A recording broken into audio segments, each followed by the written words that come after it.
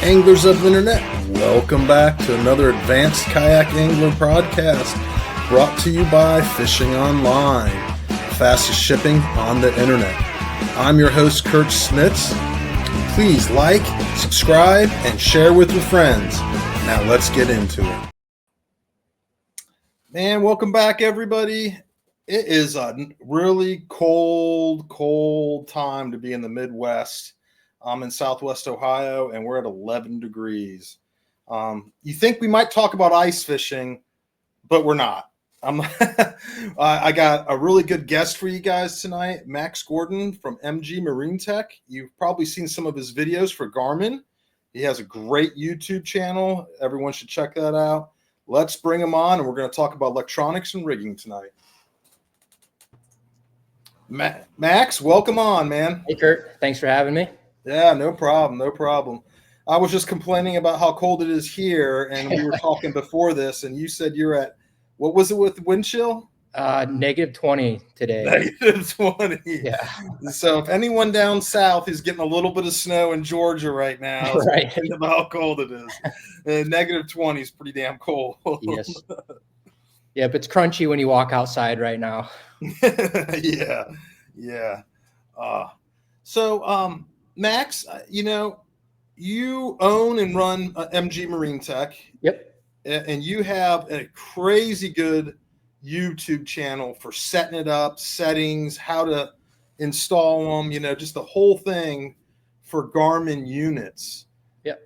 How did you start into that? Like what was the antithesis for you to really start that YouTube channel? Because that's where I ran across you from. And then we also have some mutual friends. But yeah. So, man, it started a long time ago. I'd say, a little bit pre-COVID. And I just kind of saw a little bit of a gap in that market. There's a lot of guys that did hummingbird stuff like that. Now there are other guys that do Garmin stuff out there as well, but I didn't see as much of it out there. I kind of got my first Garmin unit and got in, and then I just became obsessed. It was like the coolest thing to me, like being able to see, a real picture of what's off to the side, like side imaging. If most of the people watch my channel see that I'm a side imaging geek. And so that was just like the coolest thing to me ever. So I wanted to, get the best pictures possible and how to do that. And then once I achieved good results, I was like, I want to be able to share what I've learned with other people. And in the background of starting the channel, I always wanted to go into business selling these marine electronics. So the idea behind it was to kind of create a customer basis, get my name out there, get my reputation out there so people can see that I'm not just trying to make a buck, but I'm also trying to help the end user with their products, and I can support them along the way. So that was kind of the whole process, if you will. Because it's helped me a ton with mine. Like when I first got like my 93, like way back when, right? Yep. That was your channel, man. Just to dial it in was so good.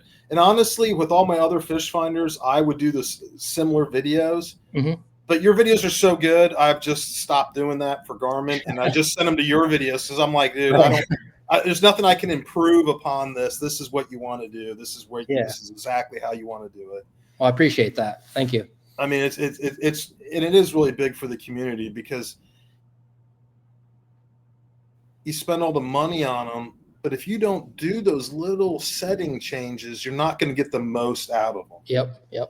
And I see so many people out there who just they won't even watch a full video. They'll just watch it and do two settings, and then they'll wonder why it still doesn't look like really, really, really good. Yep. I'm like, you just got to you got 5 more minutes to watch, Right, exactly. And it's kind of about the whole picture with fish finders, I feel like, with the settings, right? It's like you can't just do one or two. It's like you really kind of have to do the adjustment. Now, the one nice thing about Garmin's, though, I feel like over like my old hummingbird that I had, not speaking about the new ones, but the old one, man, if you had to have every single setting perfect, to have it look decent. Where I feel like the Garmin's just out of the box, they look pretty good. Yeah, definitely out of the box, they're great. A lot of people, have no complaints out of the box, but there's definitely, some left on the table, if you will.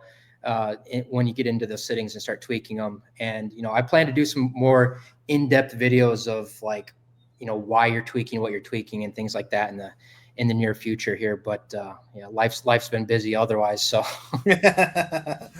yeah. And I know like you helped me out, and I know you've helped a lot of other people out too with just getting their, not just on the settings, but setting up the units. I know like my kayak is definitely more sophisticated than most people's kayaks. I have the hub in there. I got the two transducers for Panoptics. I got 2 units, and it's all that stuff have it work together. And you were a big help for me with that. So what's it like when when you sell these units and you talk to the people, helping them set it up? Like what's like the main thing that you see people doing wrong? Well, the main thing that I see people doing wrong right off the bat is the installs. One of probably the biggest one is not using proper wiring techniques, proper wire, dirty power, just to name a few off the top of my head. Those are all pretty important. You see, there's companies out there. I think what's one of them, C Clear, which sells like a dedicated electronics harness and whatnot. And there's a reason that they're out there and the reason that they sell pretty well. But yeah, they're definitely, the installs are like the foundation of having a good picture and, trouble-free. Yeah, for me in kayaks, the wiring was always such a problem area, Yep. And I moved to from doing lame crimps with a needle nose pliers to soldering them, which worked pretty good. But then I kind of discovered the new crimps you can get that are I guess the pro crimps, right? Yep. That are actually meant to crimp electrical settings, and using that with actually tinned wire, which I hadn't done, which I don't know why I didn't, because that's 4 boats, right? I mean, it's yep, tinned copper wires, and just overkill on the gauge for the power supply. I found that, and now I don't have any problems with that now. Right. And as you're saying here, that's the number one issue with people. And I think people, a lot of people spend the money on the fish finder, but then they cheap out on the install. And that's the wrong way to go. In reality, what we're talking, most installs, 2 wires, right? Power and a ground, but those are, the lifeblood of that unit. So installing it properly is definitely going to help you achieve the most performance or get the most performance out of that unit. Now I touched on wire size a little bit. That's probably the most common issue I see is people think that, you can look at the wire gauge that's coming out of the unit and it's say 16 or 18 gauge wire. And then they can just buy 16 or 18 gauge wire from the hardware store and run it 30 foot back to their battery. Well, then they start to have issues when, either when they crank their boat over, the screen will cut out on them, or B, they'll be like, well, why does my voltage on my screen show 10.9 volts when my battery shows, 12 volts? Well, what you're getting is voltage drop across that tiny little wire. So there's people out there that will argue this to death that, 12 gauge wire is way overkill. But that's the minimum wire size. If I'm going to extend wire in it, I have it on hand all the time, and it's just not gonna let me down. There are some cases when you even have to step up to 10 and or 8 gauge wire, depending on what you're doing. But yeah, again, it's all in the proper installs, the basis of everything. Yeah, that's what I do. I run 12 gauge for my battery. I don't care what the distance is. I don't care if it's 3 feet. You know what I mean? I'm just running 12 gauge from the battery to my fuse block. Absolutely. Super long distances to run. Obviously, being kayaks, it's not as big of a issue. But yeah, I do much more of the boat stuff, so that's where it starts to get a little bit more. You gotta step up your wire gauges and make sure everything's good. So yeah, because 12 volt has a propensity to drop a lot of voltage under any type of length of wire. Yep. And that's what I see when people have bad images. A lot of times it's because they have they don't have good power. It's Yep. dirty power. They got too low a voltage, and then they wonder why it's cutting out early too, right? Yeah. Because Yep. it's just not getting anywhere near enough voltage. Right. So what do you do for like do you use fuse blocks then? Would you recommend a good fuse block to everyone? Because most people are going to have lights. They're going to have the black box for the Panoptics. Yep. They're going to have the fish finder. Some people might have a puck on there, GPS puck on there too. So, and each one of those is another power source. Yep. So I know I use a fuse block, but you want to make a recommendation for some good fuse blocks? Yeah. So typically what I do in an install is I'll have either the starting battery or the house battery. In your case, it's just an electronics battery because most of the time you don't have a motor on there you're starting with. But and I'll run heavy power from that battery to a fuse block. So the fuse blocks that I like to use are Blue Seas fuse blocks. They're made for marine environments. They have, one of the things I really like about them is they have, for each fuse, they have an individual output, and then each circuit, they also have an individual grounding point. So you're not having to stack up a bunch of grounds on one post, anything like that. It keeps everything nice, neat, and tidy. And then a question on that I get a lot of times is most of these devices that we're hooking up, the factory power wire has a inline fuse. And so people are like, do I have to run both of those? Do I not have to? Now in my installs, I cut the inline fuse out of there and then I replace it in that fuse block with the appropriate sized fuse. And it just, cleans things up. There's, one less area for things to corrode and break or whatever it may be. And you don't have to bring multiple types of fuses. Exactly. Yep. You can just bring the replacement blade fuses. Yep. Exactly. But yeah, Blue Seas is a excellent source for all of that stuff. I think they've got like 8 channel or 8 circuit, fuse block, or 6. They got a 12. And they have, everything from circuit protection. A lot of people forget about circuit protection from the battery to the fuse block itself.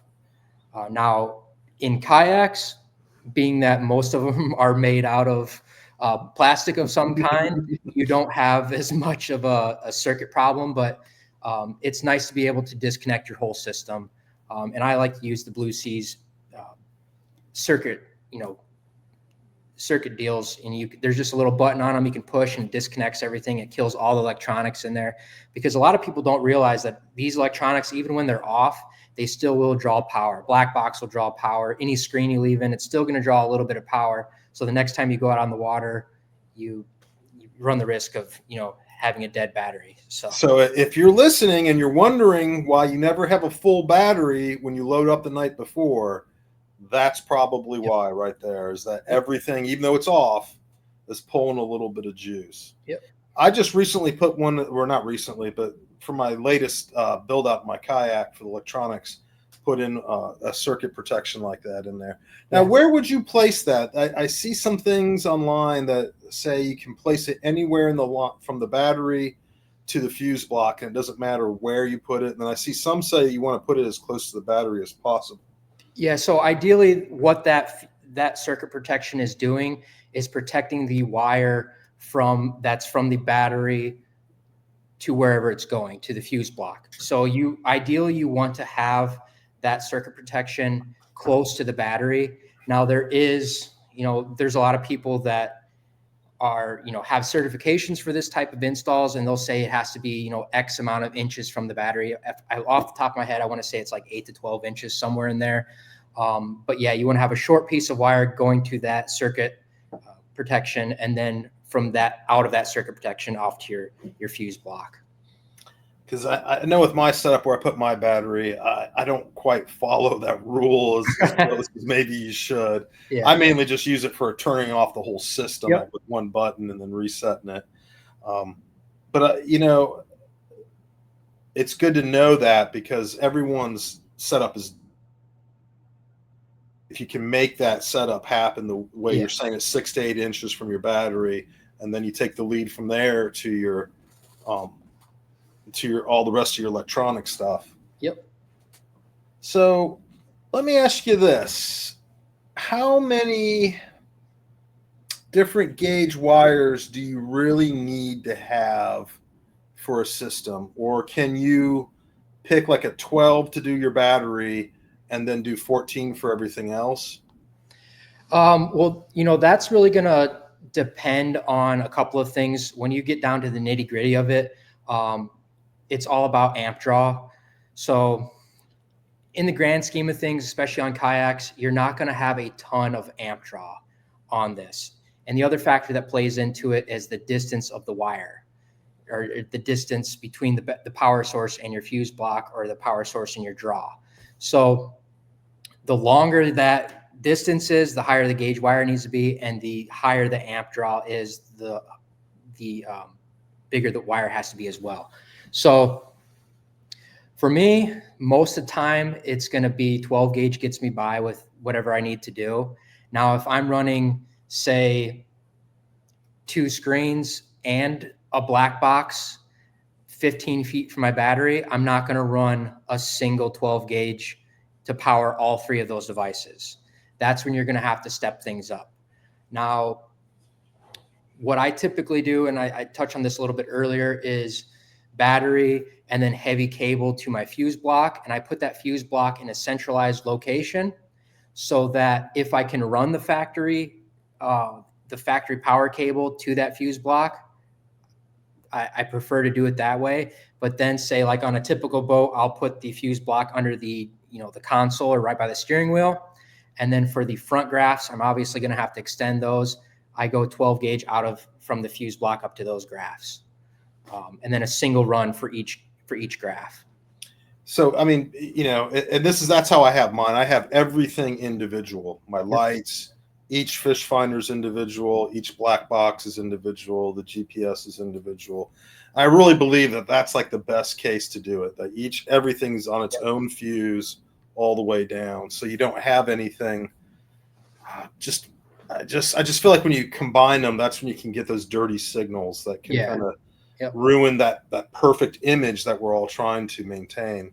Right. Now, that's another thing we could touch on. It's clean power and dirty power. Now, again, for kayaks, it's not as big of a deal. I don't know if some of you guys are starting to, have, different pumps or even 12-volt trolling motors, things like that. Especially trolling motors, and especially 12-volt trolling motors, they're going to be what I'll call electronically noisy.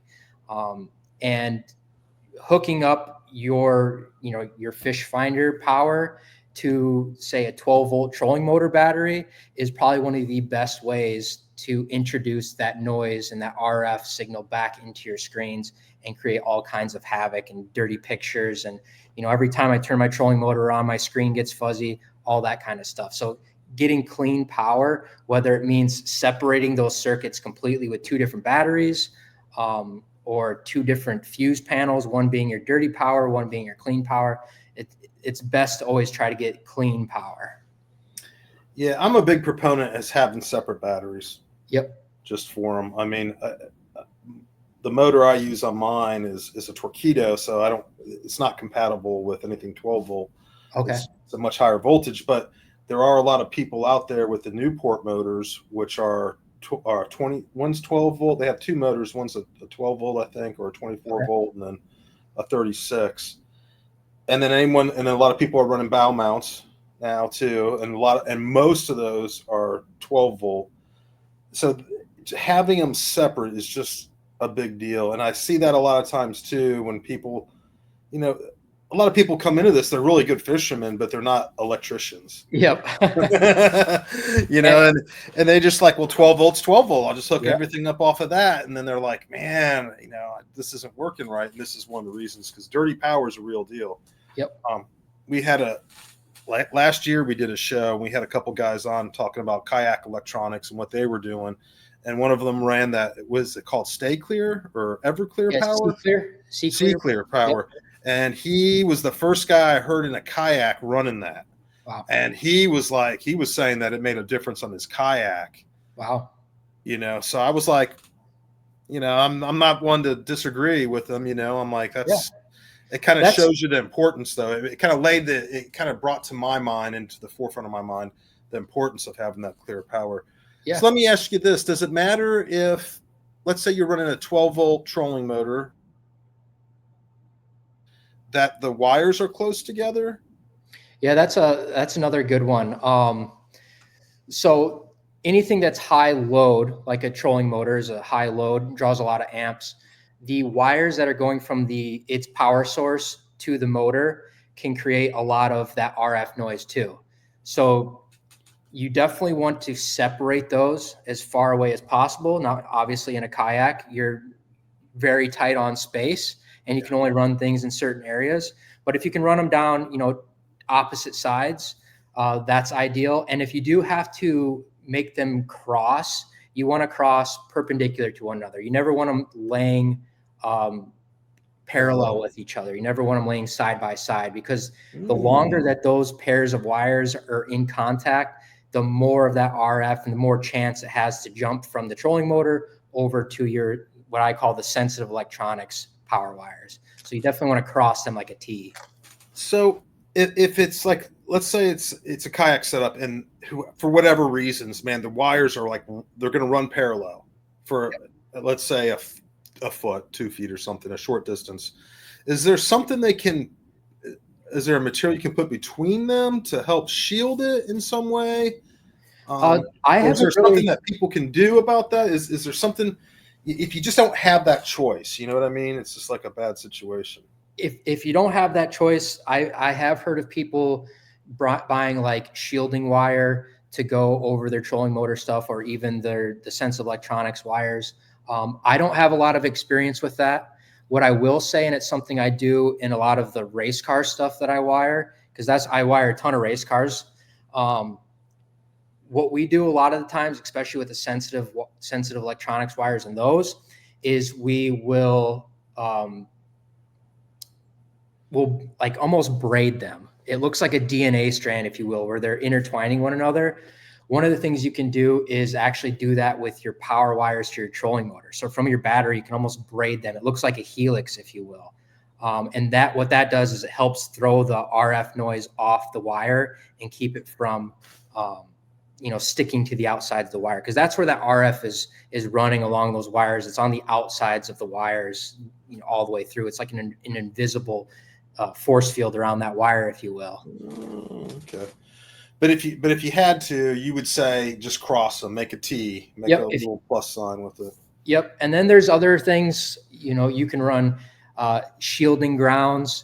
That stuff starts to get pretty technical, and I myself don't even understand all of that and how it works or the proper ways to do it. But yeah, separating them is obviously the best. If you have to cross them in a T. And then, like I said, the braiding will help too. Because I feel like that gets messed up a lot too. And when I look into people's kayaks, because I'm always like, how are you rigging stuff? I'm really, I'm a DIY guy. I like to rig stuff. So I'm always checking people's stuff out. And sometimes I put my head inside their kayak and it's just like spaghetti. Yep. And I'm just like, man, how's that working there for you?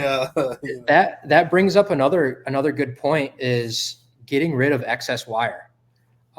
Think of all that wire is an antenna.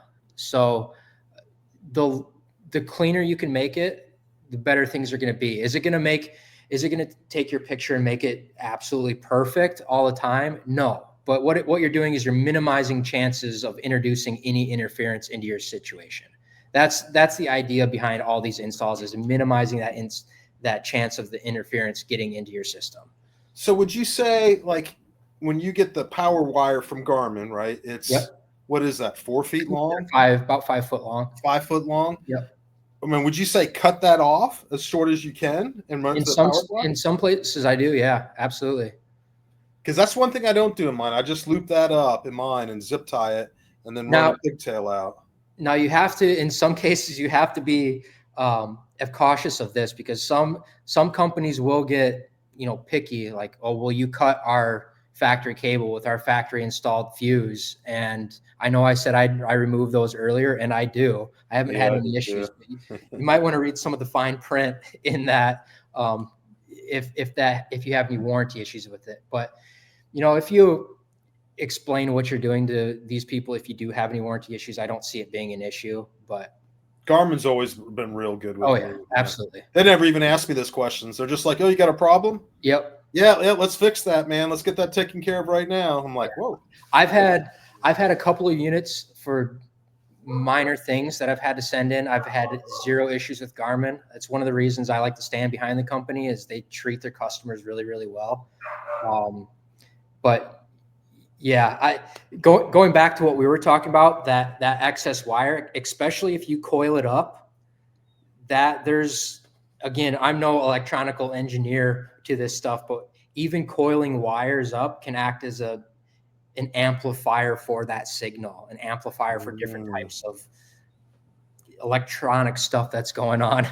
Because I've wondered that, because when I'm sitting there coiling it, I'm like, I start thinking about all the different electronic stuff you see that's used for like electromagnetic stuff. Yep. And it's always coils. And I'm like, I just made 6 coils here. Exactly. I know the voltage is, relatively low. Yep. In most of the stuff. But I've always wondered that. There is a way, and I kind of dove into this a while back. I was going to do a video of how to remove trolling motor interference from your fishing electronics. And that's probably one of the biggest issues I see. And it's very, very hard to get rid of, is trolling motor interference. Even if you have a perfect install, some cases they're just bad, just really bad for whatever reason. And when I was diving in, doing the research, I came across a guy who does a lot of audio stuff. And so with these, like setting up concerts and that kind of thing. And so they'll have these cables that are 20, 30, 40, 50 feet too long. And he's like, over the years, we've learned to not coil them up in just a round circle.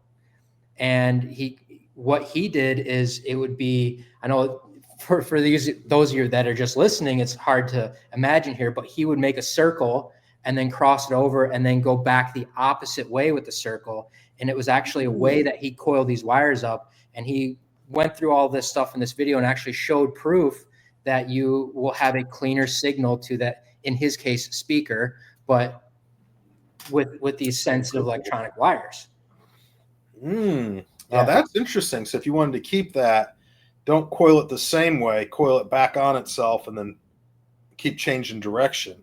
Yeah, it was almost like a figure eight, if you will. It's really hard to describe, but in our case, most of the time the wires aren't long enough to do that, but it is something, if somebody's curious about, they could dive in and probably find that same video. It was on YouTube. So, and honestly, cutting the power wires down, I actually think that's a good idea, because that would make my personal setup a lot cleaner. Yeah. I just wouldn't have so much stuff that's like sitting in the bottom of my kayak or on the side of my kayak. Yeah. And it's going to, save you a little bit of weight, and it definitely clean things up. That's for sure. Yeah. I mean, because I'm always fighting, everyone in a kayak and the boat world too, right? Not everyone has a 21-foot boat. Some people only have 16s, and that's only 2 feet bigger than my kayak. So, you're always fighting for space, for storage, or for whatever you're doing. So let's talk about Garmin a little bit, man. I mean, I gotta say, I've had Lowrance, I've had Humminbird, and now I'm on Garmin. Okay. And right now, Garmin, in my opinion, the best bang for the buck, some of the best, if not the best, customer service out there. And I have no affiliation with them, for anyone listening. This is not a sales pitch. I mean, I got no affiliation with them. Although if you're Garmin and you're listening, let's talk. Right. Absolutely. Yeah. But, I feel like, and above all that, so the best bang for the buck, they give you either the best image or almost the best image for side imaging, down imaging, 2D. You're going to make the Humminbird guys mad. I know. And honestly, I believe Hummingbird's a little bit better on their side imaging, but they're so close now. They're very, very close. I've sat side by side with my buddy, and we went down doing side imaging, looking at the exact same thing at the exact same time, only a few feet apart. Yep. Checking it out, and he was blown away because he had a Garmin from years ago. He was "Whoa!" The funny thing is that is why I was so like geeked up when I first got my units and the side imaging thing. So I was watching, you've probably seen him on YouTube as well, Tom Boyley. Mm-hmm. He does a lot of hummingbird side imaging stuff. And that's like, I like to fish for walleye. So he's like, side imaging is the key for walleye in shallow water, et cetera. And this is how I find them. So I was on it. I was like, I want to dial my unit in to get the best picture ever. And obviously he was using hummingbird stuff. And so I've got a Garmin at the time. It was just a 93 plus with the GT52 transducer. And I'm working my butt off to try and get that thing to look as good as what he's showing online, which at the time wasn't possible. No. Then I stepped up into like a 93 UHD with the GT54. It got a little bit better. And I was able to get it relatively close. Now, the biggest difference is when I went to an ultra unit, got the better screen resolution, all that stuff. Then it really came alive there. Yeah. I mean, and you're talking about some of the units that I feel like almost everyone in the kayak world has seen. The 93s, whether it's the Plus, the SVs, or the new ones, the second gen, I guess. UHD2s. The UHD2s. People see those because that is literally, and some people are going to not agree with me, but I think that's like literally one of the best kayak fishing head units ever made. Yeah. It's super lightweight. People don't realize how lightweight it is. The unit itself is lightweight, and the bracket is super lightweight and durable all at the same time. Right. And it's like it's not too big, Yep. Because you can get too big on a kayak, depending on what kayak you're in, right? I have a couple different ones, and I know like on my Hobie Outback, which is more like a river one, it's a little bit smaller, a little bit not as wide. I like that smaller unit on it because there's just not as much room on it to have something bigger. But when I'm on my big boat, I like to have that bigger unit. So let's talk about some of the differences. I mean, between the 93 UHDs and the Ultras, because there is so much confusion, at least in the kayak world, on those two units, because the resolution is different between the two. Correct. Greatly different. I don't have the numbers in front of me right now, but it's like millions of pixels different. And so I did a video about this, I want to say like 3 or 4 years ago, and it's probably one of my more popular videos. And it was comparing at the time the 93 UHD to the Ultra series. And when I say Ultra series, they're both still echo maps, so they're both still talk to one another, so they can both still be networked together. But the Ultras are the 10-inch and the 12-inch units. When you step up into those 10 and 12-inch units, you get a bunch of different features than you did with the 9-inch units. Dual network ports. Those at the time had the ability to use the LVS12 live scope transducer by themselves, but the biggest improvement you're going to see in those screens is the processing power and also the screen resolution. So I like to tell people that, a 93 UHD is like a VHS tape. And then on a regular old school TV, and then the Ultra screens are high definition TVs, if you will. Just everything is much more crisp. You can define things better. That's not to say the 93 UHD, you can't get a good picture out of it and you're not gonna be able to see what you're looking at. It's just, it's that much better on the Ultra units. Yeah, because I've had both, and I actually currently have both. Yep. Right now, and I use the 93 for maps, and I use the Ultra for everything else. Yep. And it works. That works out great. But and I take the 93 off, and I take it over to my smaller kayak, the Outback. And you're in the 93. This is not bashing the 93 because I think that's actually a really killer unit for the money. Absolutely. The power consumption. The money, they're hard to beat. Yeah, the power consumption is super small. and it's a noticeable increase when you jump up to the ultras. And on a kayak, a lot of us are battling that because of weight issues. You know, we don't have, you know, I have a big battery because I have a lot going on, but a lot of people are running like 12 amp hour batteries, 15 amp hour batteries, maybe a 20 amp hour battery. Okay. So, you know, that does come into play there a little bit. Absolutely. I just think it makes the best, like if you're looking for like the best bang for your buck for a kayak, the 93. But if you want the best image, there's hands down it's the Ultra because the resolution is so much higher. Right. The screen is glass instead of plastic.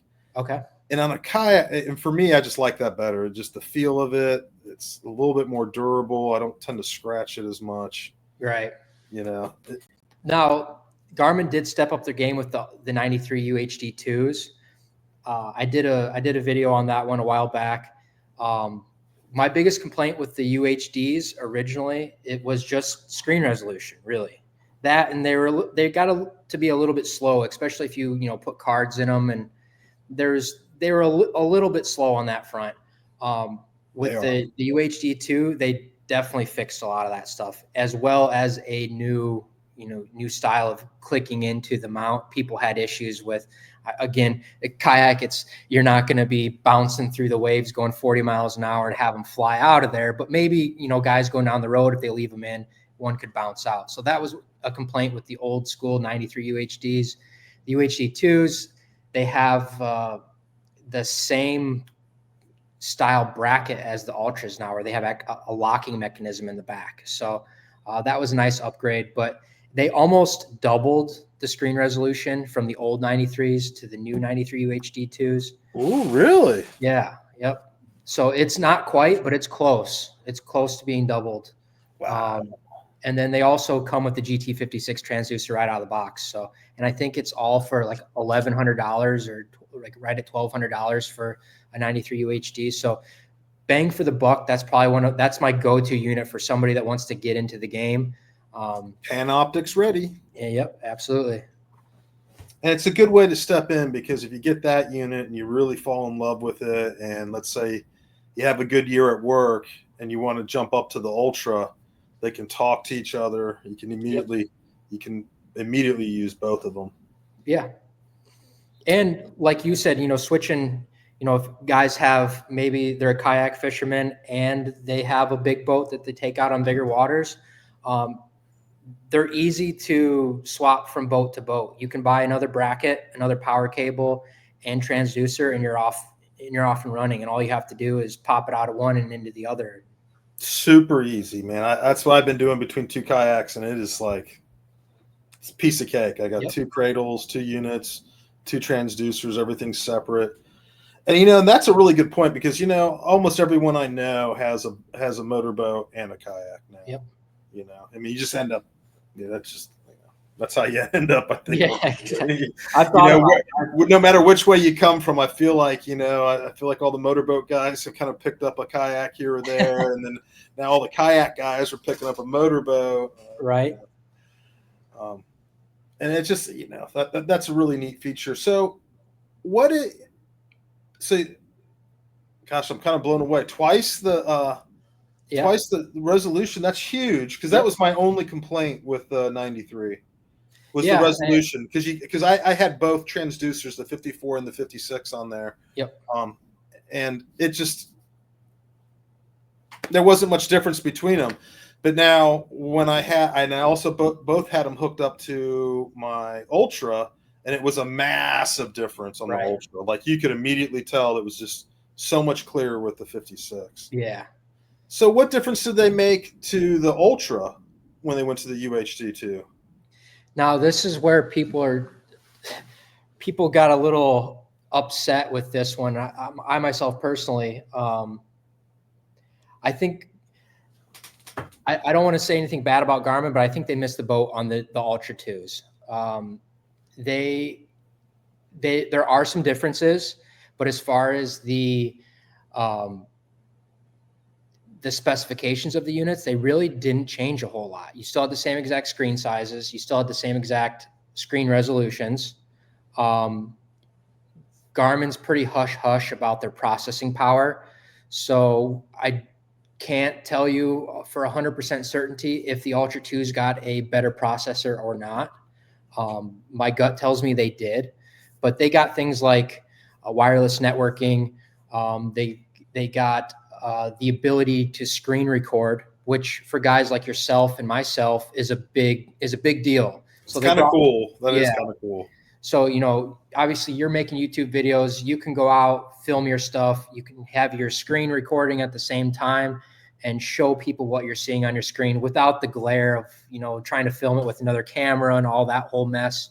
And then you can also, in some cases, use it and broadcast it as a second screen, if you will, with that helm feature. I don't see that as big of a selling point. But then they also updated it to the new user interface. I don't know if you've had a chance to play around with that or not. No, I haven't. I haven't even seen one in person, to be honest with you. All right. So the new user interface, I like it a lot. It added a bunch of different features. Probably one of the best features it added is the ability to save presets for your settings. So say you're out and you have a group of settings that you like for dirty stained water. You can save that as all those settings under one button. Really? Then you've got a group of settings that works for good clean water, or maybe you've got settings that work well for nighttime and some that are day. You can have all these different settings saved under a list of presets, and with the click of one single button, you can change all of your settings at once. That's really cool. Yeah, that's probably one of my favorite things that they added recently. Yeah. Because honestly, that's something that I've said that I wish they had, because just like you said, you know, and then I go to some lake where it's crystal clear. Yep. I mean, you know, not that my settings are dramatically different, but I tweak them a little bit. Yeah. And I'm always tweaking them the exact same way every time. I'm like, oh, let me change this real quick. Boop, boop, boop, you know. Exactly. And it'd be nice just to be like, okay, I'm going to Gunnersville. Yep. Wow, that's pretty cool. That's pretty cool. So to get that, you have to step up into either the UHD 2s. So I believe like everything down to like the 5 and 6 inch units got a newer user interface, all the way up to the 12-inch ultras.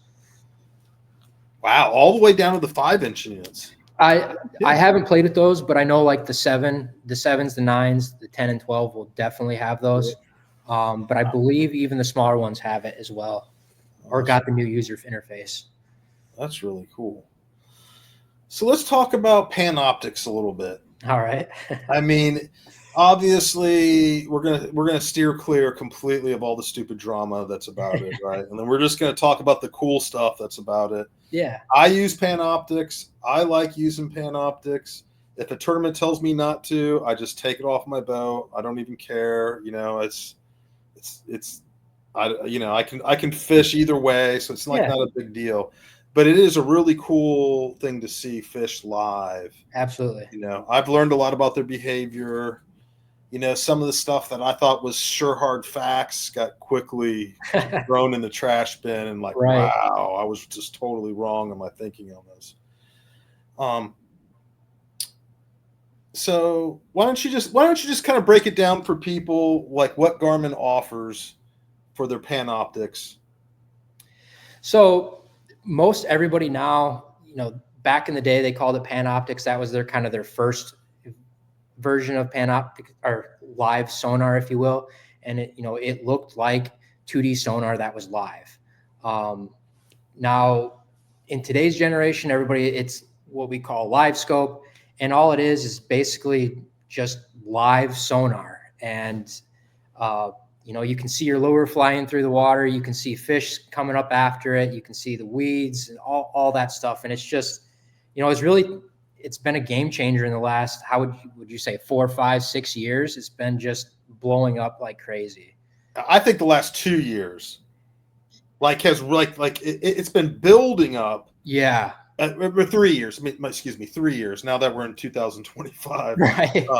Because it's been building up and getting better and better. And then I feel like some of the younger generation of anglers has really I don't even know how to say it. They've just figured out how to maximize it to such an extent. Yeah. It became a deadly weapon for certain anglers. Right. On out there. And, I've had it for a while, and I'll be honest with you, since I got it, I have not done as well in the tournaments. No? It has nothing to do with the Panoptics. I'm not saying that. It's how it goes when you tournament fish, man. You have a hot streak one year, you know what I mean? It might take you another couple years to have another hot streak. I think there's something to, fish know it's there. They can feel it. Ooh, I'm glad you brought that up. Let's talk.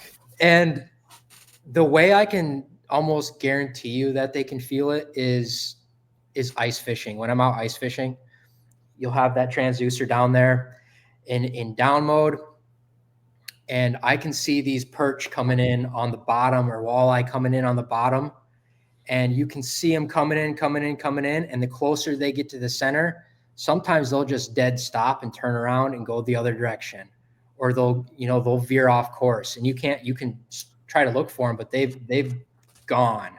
It's like they come in close enough and they get enough of that signal that once they start getting into the hotter sections of those beams and those cones, they know something's there, and they don't like it. At least that's my opinion on it. I'm sure there's other people that have seen it, or other people say that, if the fish are going to bite, they're going to bite. Like if they're hungry enough, they don't care. But on those finicky days, I think there's probably something to those fish being able to feel that. So I had this conversation with Russ Snyders, and he's probably arguably one of the best kayak fishermen out there. He's just a super solid stick in all conditions. He said the exact same thing about fishing for bass with it.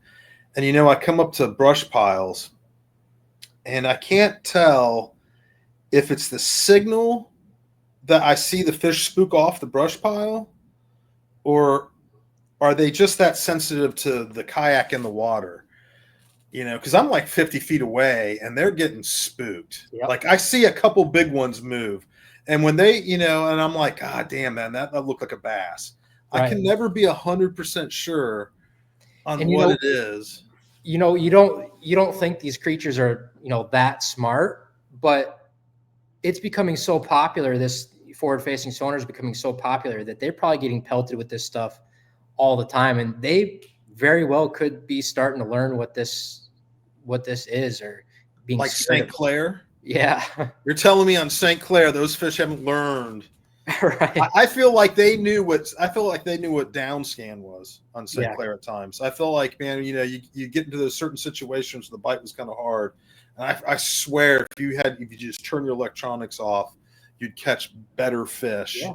And there's some guys that swear by that. They'll go to a spot where they know there's fish. They'll drop the transducer in the water. They'll find a pot of fish, know where they're kind of in the general area, shut it off, and fish old school, if you will.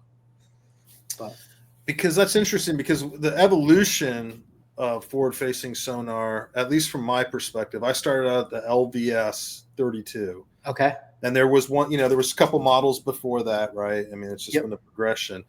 And now we're up to the 34? Yep, 34 right now. So there's three right now when you talking about live scope. There's the 32, which is what I will call the first live scope transducer. Then there's the 34, and then there is the 62, which is the big boy.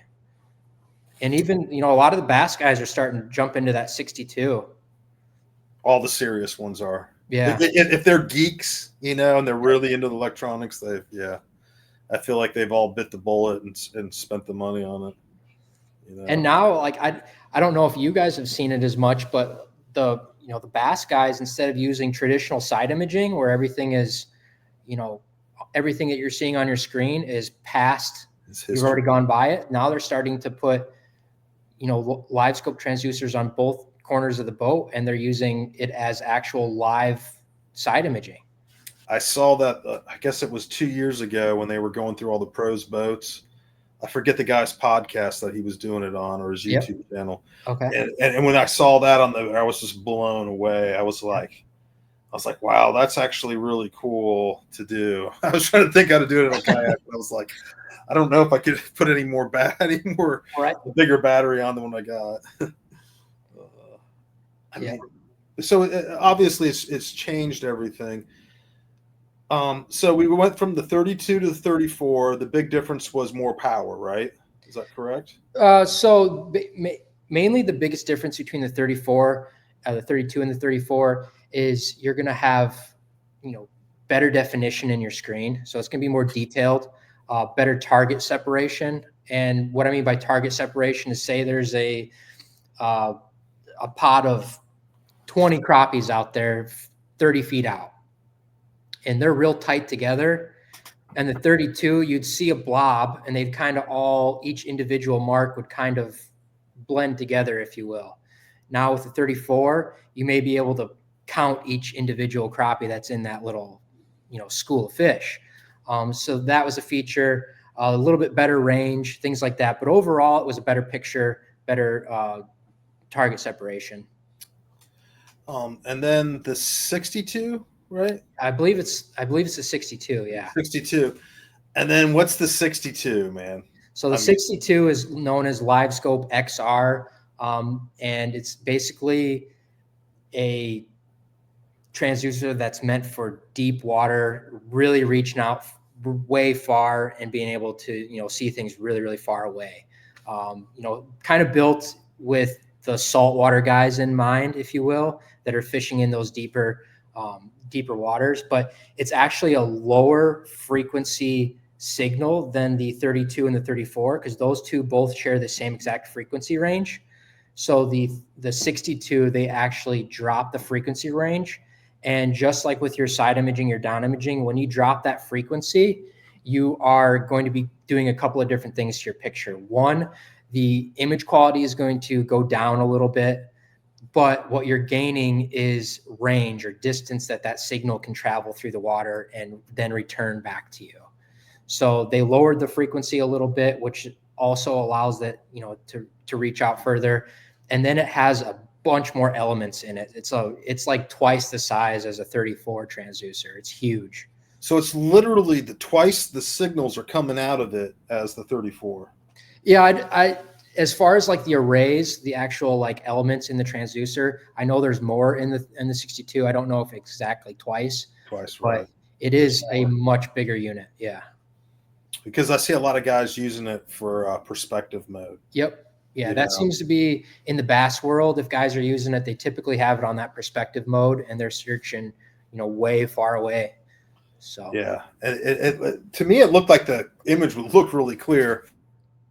Yeah. So a lot of guys don't seem to have complaints on the image quality being that bad compared to the 32 or the 34. I have a 62 that I run, but I use it for trolling out in Lake Michigan. When we're in 100 to 200 foot of water, I'm able to check my spread within reason. I've got downriggers out, I've got dip sea divers out to the side, and I can actually, I can watch the downriggers and the bait that's on the downrigger. I can aim it over to the left and check my left riggers.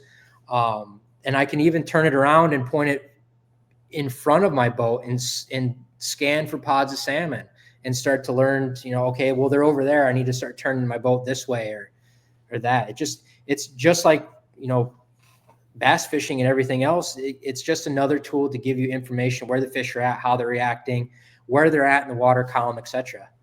A lot longer range. Yeah. So, I mean, it's even though it was made for saltwater, it sounds like it's being heavily used for freshwater stuff. And obviously, like Lake Michigan, like you said, and some of the other Great Lakes, I don't really know all the Great Lakes, which ones are the deepest ones, but it sounds like you could easily use it up there and be quite effective with it, Yeah, definitely. How deep will a 34 go? Oh, man. That you can like count on what you're looking at. Yeah, I mean, the depth they'll still go pretty deep. I think I was probably I used one out trolling, and I want to say I was in that 120 to 140 range, and it's still being able to pick up the bottom. But were you able to tell what was on the bottom though? Nah, not with any certainty. No.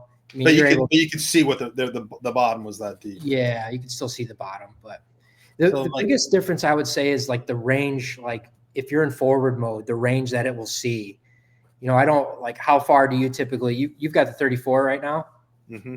So what do you probably furthest you run out feet. is like 70 to 90 feet, somewhere in there? Yeah. 70 when I really want to see it, and 90 feet is Searching. like, I can, yeah, it's, I can't always tell it's a fish necessarily, but Right. you can see a bluff, right? Yep. Or a bump or something. Searching for structure at that point. But when I want to see what it is, I bump it down to 70 feet, and then I can make it out that it's a fish swimming on the bottom. Yep. Or it's a fish even sitting on the bottom, because sometimes you can see that where you can't with like side imaging. It just looks like a bump. Right. You can actually tell it's a fish. And I would say with the 62 it's been a minute since I've been on the lake, obviously, but with the 62 in that forward mode, when I'm searching for the spread, I can run out 110, 120 feet in forward mode and still pick up my flashers, which are obviously much bigger than a typical bass bait. But you can even start to sometimes see the spoons behind them still way out there. So it still does a really good job. 120 feet, I couldn't even imagine seeing out that far. Yeah. You always want to see farther, though. You know what I mean? Right. As a fisherman, you're always just like, gosh, man, I wish I could just see a little farther. Right. Especially in the kayak, because, I have a motor, but, I'm not always using it. So, if I'm trying to be a little bit quiet, I'm like, oh, I got to move 30 more feet to see what I'm, Yeah. To get a look at what's ahead, you got to go 30 more feet versus just flipping a switch and being like, oh. So now, is it using more energy since it's a bigger transducer with more elements in it? I heard it was very economical as far as the amp draw on it. I want to. That's a really good question. I haven't really ever thought about that. Being that it uses the same black box, I want to say it's going to be right there in the same ballpark, but I could be totally wrong on that. I don't know that one off the top of my head. I was just curious because I didn't notice hardly any difference between the 32 and the 34 as far as. I mean, I'm sure there was probably a small amount difference, but I can't imagine it being very much. And the black box has to moderate all that too, so I guess it would probably be put out roughly the same. So what's like the coolest thing about Garmin going on right now, man? Oh man. I don't know. You have to imagine that they're working on the next generation of forward-facing sonar. Yeah. Garmin, everybody asks, when's the next one going to come out? And I always tell people the same thing: those that know don't say, and those who say don't know. So anybody that knows what's going on at Garmin, they have a pretty sweet deal, especially if they have the hardware on hand, to where they're not telling anybody. But it's electronics, right? So the second you buy one, there's already being something new that's going to be replacing it. So I can only imagine what they're coming up with. If I had to guess, it would be a LVS 36 transducer, just going by their typical nomenclature of how they number things. And what's that going to entail? I have no idea. Maybe even live 360 or some variation of that. Or, it's maybe even something that gets rid of the black box and it's all, self-contained like Mega Live. That would be nice for a kayaker. I got to tell you, dealing with the black box is always like, where am I going to put it? Yep. That would be a neat improvement. Yeah, but I mean, in the last year, Garmin is kind of, they've got a lot of good stuff out there, and they haven't really, especially in the screen department, the new Ultra 2s and the UHD 2s has been the newest thing that they've really come out with, minus a few of the, the higher end GPS map stuff. They got the new 9000 series, which I don't think anybody's going to put on a kayak because they're like 20 inches and bigger and probably $9,000 and more.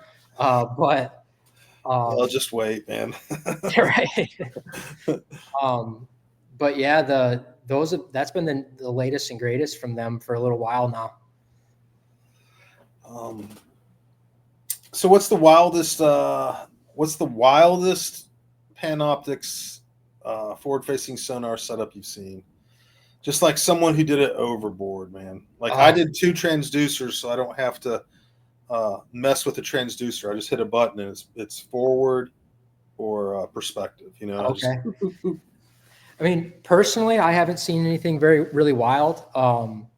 You know, I've seen some of those walkthrough videos of the pros, and I think one of the guys, I think he had like 5 or 6 different forward-facing sonar transducers on the boat. So he had like 5 black boxes. Yeah. And you know, I think he had 3 on the trolling motor and then 2 on the back for live side imaging. And you know, that was to do with screens everywhere too, yeah, right? Yeah, a bunch of screens. I think he had like 3 or 4 screens just on the front, and then, you know, 3 or 4 at the console. And you know, I think as fishermen, we have to also remember what we're out there for. And it's not to really stare at the screen all the time. Like I know I sell the stuff and I like to teach about it, but we also, at the end of the day, we're out there to have fun, be in nature and whatnot. So that's true, man. We so many people have gotten obsessed by it, thinking that it's like the end all, and they spend so much time just staring at it. And I'm like, there is something about looking around and seeing that shallow bite happen and capitalizing on something that you would never see because a lot of times you're looking at brush piles. You know, you're so fixated on what's happening there. Right. On the screen, you're not looking up and seeing around, man. Enjoying the moment. Another thing we could touch on here is I see a lot of debate online about is voltage. Now, we kind of talked about voltage drop earlier. I forgot this. I'm so glad you brought this up. I'm so glad, man. But you know, there's a lot of battery companies out there that have, you know, 16-volt batteries. I'm not going to name any names. I think they're quality products. Do they make your image quality better? Is kind of one of the things they like to sell on. And I think it's been debunked several times and kind of been beaten to death that it really doesn't. As long as you've got, again, good install and the right amount of voltage to begin with, which I think it's like anything under 11.9, you could start to have, you know, your image could suffer. So you want to make sure your electronics are at least getting that. But going from, you know, the typical lithium battery, its floating charge is like 13.4 volts, are roughly around there. As long as you've got that 12 volts or a little bit higher, your image quality is probably not going to get any better all the way up to 18, 19, 20 volts. Now, what you do get, however, is less amp draw. So, for instance, guys that are in the kayaks, like you said earlier, a 16-volt, 20-amp-hour battery is going to last longer than a 12-volt, 20-amp-hour battery. And that's purely just based on electrical laws out there and how electronics work. So the higher the voltage, the lower the amp draw of that device will be. So you get that little bit extra runtime on it. So that right there, I can understand why guys buy these batteries for 16 volt to get a little bit longer run times out of things, but buying them to get a better image, I always tell them, ask them to prove it. And I haven't had a single customer come back and say they were able to prove it, because I don't think they can.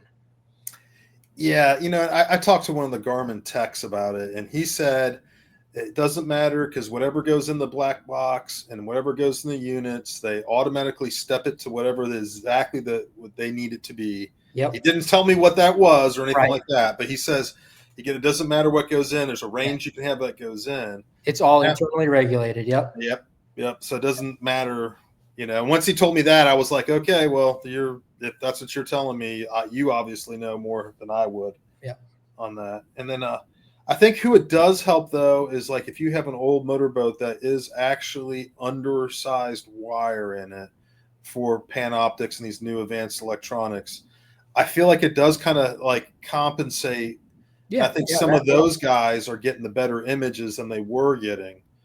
It's because they don't have the proper setup. Right, exactly. So if a guy doesn't want to rewire his boat and he's got old, 1990 boat with 14 gauge wire that they pre-installed from the factory to run the old school fish finder. That back in the day it worked, but now we've got stuff that draws way more, is way more sensitive. Yeah, you could, because that voltage is actually helping supply that, push that power down the line, if you will. Yeah. Yeah, I'm glad you brought that up, because that's like one of the biggest myths that I just, so many people talk about. They'll do the what is like the batteries for your power drills and stuff, and they'll use two of those or one of those, right, to power it. They're like, oh, my image quality is so much better, and I'm like, is it really? Yeah, like, mine's pretty good. Placebo effect there.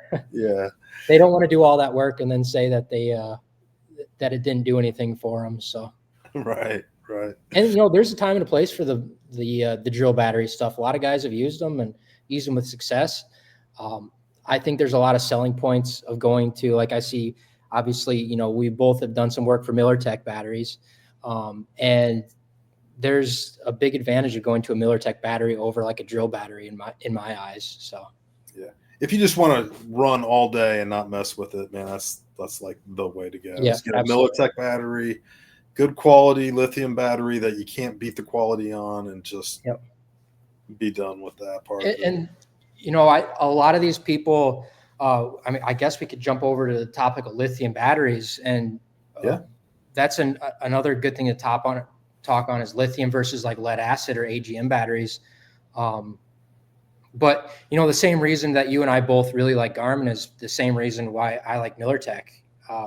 Customer service, top notch there, and they have a very, very good product. So I've sold a lot of MillerTech batteries. I've had maybe one have an issue, and they call over MillerTech and they're like, "Yep, have another one on the way for you right away." Like it's hard to beat, good customer service. Yeah, are you going to pay a little bit more potentially, but you're getting a better product that you have a company that's going to stand behind it, and that's worth it to me. And what a lot of people don't realize is, man, and because they're not cutting open their batteries. No, the size of wires they're using, the whole motherboard. Yeah, all that stuff is oversized and just overbuilt. And those are the things that, like, you're not going to notice that first year you have it, but that 5th year you have it, that 10th year you have it. I mean, that's the nice thing about buying MillerTech is it's one and done. Yeah. You're going to buy it once. You're going to have it for as long as whatever you have it hooked up to is going to last. Right. Literally. And, you guys don't get, going down the road, you get a lot of vibrations, but in the powerboat world, those boats beat the crap out of stuff. And you want your stuff, especially batteries. If you want to be mad, go to the lake when you finally have good weather, when you finally have time off, when the wife finally lets you go to the lake, put the boat in and hit that key and the boat doesn't turn over, or you go to turn on your electronics and they're dead. That's a recipe for a bad day right there. Yeah, man. Nothing ruins it more, man, when you get there and you can't use your trolling motor, right? Seriously, like, what are you going to do? Yep. Just drift around. Yeah. So, lithium has been a game changer for the marine world. And a lot of the old school people out there are afraid of it. And, they see all these horror stories of fires and whatnot with lithiums and blah, blah. But, really these lithium batteries, they're almost more safe than a standard lead acid battery when it comes to it. There's technology built in there to prevent from short circuits and things like that. But they really are safe to use. I don't think I've seen, especially MillerTech, not a single MillerTech battery have any kind of issue like that. No, and they don't corrode. I don't know why. I don't get corrosion on mine at all. Right. Yeah. I don't know why that is, what the deal is with lithiums, but you just don't get the corrosion like you do with an AGM. Yeah. And quite frankly, I don't think people give it enough credit for this, that without lithium batteries, kayakers would not have these amazing electronics, because we could not put a big enough lead acid battery on our kayaks to power this stuff. You really couldn't do it. Right. I have a 55 amp hour lithium battery to run all my nonsense, my lights and everything I need to go. And that's good enough for one day. I don't think I could get 2 days out of Right. it, you know. And how big would a lead acid have to be? It would have to be at least 110 amp hours or 120 amp hours to get the same run time. There's no way. Right. And the weight savings. Yeah. It's just, it just would. I mean, it literally, kayaks owe lithium batteries pretty much everything right now, and making us more competitive and like basically cutting down the distance between a kayak and a motorboat and the abilities of each one. Right. Yeah. I mean, without lithium, we couldn't do it, you know, and quite frankly, the trolling motor I use, the Torpedo, it uses a lithium battery. I couldn't use that either. Right. I mean, it's just like lithium has revolutionized the whole sport. And which is interesting why the old guys haven't gotten with it as much, man. Because, you know, I go travel around the country fishing these events, and, you know, some of the coolest setups I've seen have been these guys on john boats fishing crappie. Okay. Right, and they'll be on these crappie, and there'll be lakes that are known for crappie, which I had no idea because I don't fish for crappie. And I get blinders on when it's a tournament, man. You know, I just go into tournament mode, and I'm only reading and paying attention to what I need to. And these guys will have these crazy setups, but they'll be running off of lead acid batteries. I'm like, you guys have adopted panoptics. You're running 3 transducers. Like the one guy had it so in front of his john boat, he had forward and perspective, and then he had one set up for his buddy in the back. So his buddy in his back had something to look at, and it was just I think it was just forward or down or something. And I was like, man, it was all in a john boat, right? You know, that's wild. Yeah. And it was just 2 old dudes too, man. I mean, really old. I was like, are you guys okay? You need a hand loading that? You know, I can wait around the ramp for you, you know. I think probably the 2 biggest thing that scares people away from lithium is the myth out there of the fires, and 2, the price point. Like, they are expensive. They are getting cheaper every day. But when you boil it down and you do the math between the amount of power that's in one and how much longer it's going to last, not only on the water, but over its lifetime, how many charge cycles you can put into it, the batteries really do pay for themselves. I mean, we're talking like at least 10 times the amount of charge cycles you can put in a lithium battery over lead acid. And then you get 2 times the runtime at a consistent voltage, you know? So, you know, it sounds contradictory, but yes, we want our voltage to be in its acceptable range. Well, with a lead acid battery fully charged, you're 12.4, 12.6 starting the day out there, maybe a little bit higher than that. And from the second you turn a load onto that battery, your voltage is dropping. From the second you turn it on, that voltage is continually dropping until that battery is dead. Well, with a lithium, just like your drill batteries, I don't know if all these, you know, you guys use drills, you're putting one screw in after the other, and it's, you know, performing the same until you get to that last one, and then the battery, it just dies. That's the trademark of lithium. You've got a consistent voltage throughout 90% of that battery's charge until the very end, and then it'll basically shut off. And so you've got performance the whole way through rather than dropping performance. And again, like I said earlier, with it kind of snowballs because of lead acid, as that voltage drops, it causes your electronics to use more and more amp draw. So your battery not only is it's dying quicker and quicker because your voltage is dropping, your amp draw is going up as your voltage is dropping, and it causes that lead acid to die quicker and quicker and quicker as it also dies. Yeah, people just think about that quick price point and they don't realize they're saving money with lithium, man. Yeah. Because they'll buy that battery once and you're not going to have to go to Walmart. Right. Buy another one and then another one the next year. And I know when I used them, I bought AGMs trying to buy a better lead acid battery. It's still lead acid. I'd go through like 3 of them a year. Yeah.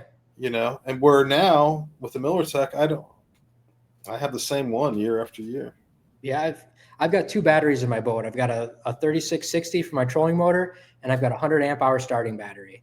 I probably took close to 200 pounds of batteries out of my boat. 200 pounds, man. Too, yeah. Now that has to add a lot of performance as far as speed on the boat. I didn't do it before and after, but I bet you, because it don't worry, it all got replaced with fishing tackle and everything else. He just added it back in. Yeah. But yeah, it definitely had to help. Yeah. Well, man, I've had you on long enough, man. I really appreciate you coming on. You want to thank anybody, any sponsors or any companies or your family? No, I mean, obviously family's been huge for me the last year. And I don't really have, any sponsors out there, but, I'm always happy to work with Garmin and recommend Garmin, and, Miller Tech as well. They definitely helped me out over the last couple of years. And I don't just push their product because they help me out. I do believe in their product. I use it daily when I'm out in the water. And so I'm definitely happy to be working with them and have the opportunity to work with them. So. And where can everyone reach you at MG Marine Tech? My email is mgmarinetech@gmail.com, or at the website, just mgmarinetech.com, or all the social medias. YouTube, Facebook, Instagram. So I'm on all of them. And if you want to know about Garmin's and how to set them up, man, he's the guy. He's helped me walk me through my insanely overly complicated kayak setup that really shouldn't exist, and made it a reality, You know what? That brings me to if we got a quick second, that brings me to another thing real quick, is keep it simple, especially on kayaks. I just talked to a gentleman a couple of days ago, and I believe he put up a post and some crazy diagram. And he's like, how do I convert this connector to that connector and do this to the switch and get it up to a big lug? And I'm like, what's this going in, man? He's like, oh, it's just going in a kayak. So he had a small lithium battery with the blade terminals on it. And he wanted to put a circuit breaker in, he wanted to put a switch in, and he wanted to put this and all this stuff in. I'm like, can you reach that battery pretty easy? He's like, yeah. I'm like, man, at the end of the day, just pull it off the battery and you're good to go. You don't have to worry about any of that other stuff. He's like, really? It's that simple? I'm like, yeah. I was like, hook this stuff up, go out and have fun fishing, man. It's going to work just as good. You're going to have less money into it. You're going to have less areas where things can break down and go bad. So just, keep it simple at the end of the day. There's something to be said about that, man. Yeah. There really is the simpler you can keep anything that's electronic, man, the better you are off. Yep. Well, everyone, thanks for listening, and we will catch you next week. Thanks, Max. Yeah, thanks, Kurt.